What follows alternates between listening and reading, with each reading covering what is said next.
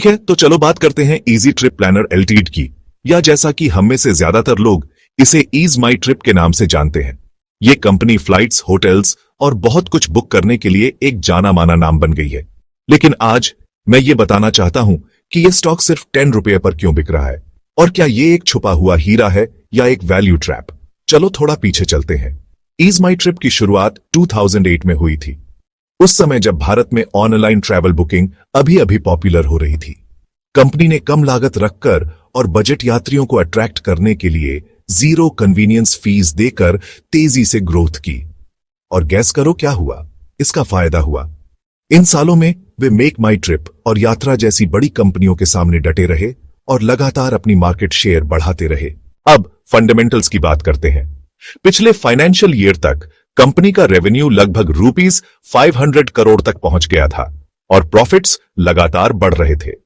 उनका asset light business model का मतलब है कि ज्यादा कर्ज नहीं है, जो इस सेक्टर में एक बड़ा प्लस है, और उनका रिटर्न ऑन इक्विटी शानदार है, लगभग 30% के आसपास। ये इंडस्ट्री एवरेज से कहीं ज्यादा है। शेयर होल्डिंग की बात करें तो प्रमोटर्स अभी भी लगभग 75% हिस्सेदारी रखते हैं। ये कॉन्फिडेंस का एक संकेत है। म्यूचुअल फंड्स और एफआईआईज ने भी इस स्टॉक पर ध्यान देना शुरू कर दिया है, लेकिन रिटेल इन्वेस्टर्स यहां असली बैकबोन है। सितंबर 2023 में ईज माई ट्रिप ने स्टॉक स्प्लिट किया और बोनस शेयर्स जारी किए, जिससे शेयर्स की कुल संख्या बढ़ गई और ट्रेडिंग प्राइस कम हो गई, जिससे ये सस्ता लगने लगा। लेकिन कंपनी का मार्केट कैपिटलाइजेशन, असली वैल्यू लगभग वही रहा। फ्यूचर की बात करें तो ईज माई ट्रिप सिर्फ टिकट बुकिंग तक ही नहीं रुक रही है। वे इंटरनेशनल ट्रैवल, होटल पैकेजेस और यहां तक कि बस और रेल बुकिंग में भी एक्सपैंड कर रहे हैं।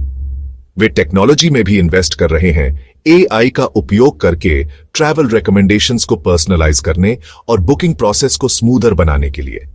इससे नए रेवेन्यू स्ट्रीम्स खुल सकते हैं और उन्हें राइवल्स पर एक एज मिल सकती है।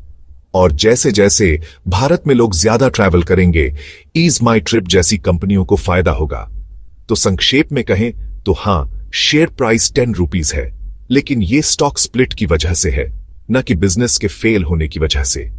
फंडामेंटल्स सॉलिड दिखते हैं, कंपनी एक्सपैंड कर रही है, लेकिन याद रखें, इन्वेस्ट करने से पहले अपना रिसर्च जरूर करें। मैं यहां सिर्फ कहानी बताने के लिए हूं, डिसीजन आपका है।